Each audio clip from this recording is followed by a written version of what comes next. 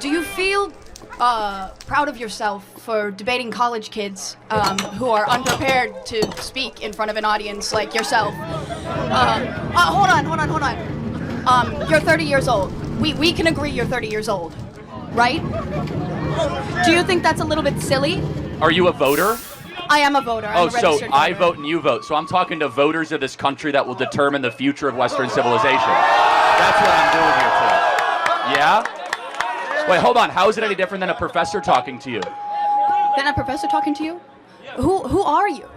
Well, important enough for you to come up to a microphone. Actually, when I first saw this ad, I thought it was like an improv comedy thing. It looked so ridiculous that I didn't even think it was real.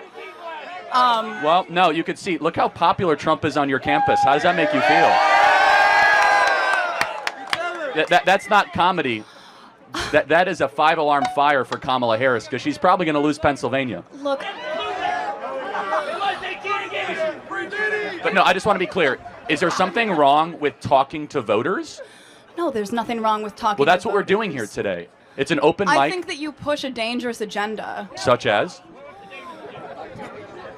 Your stance on abortion rights, for example. Here we go. Okay, so let me ask a question. What is your name? Jean. Jean. And what is your understanding of the current Republican Party's stance on federal intervention in abortion? Well, I know that they want to bring it back to the states, right?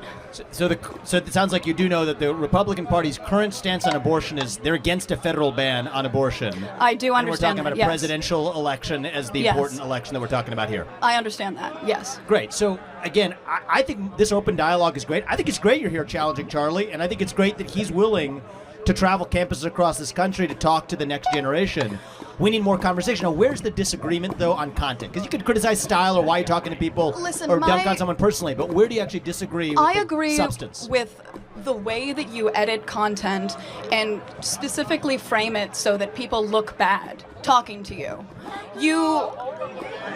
The way that you edit your content. we post unedited content.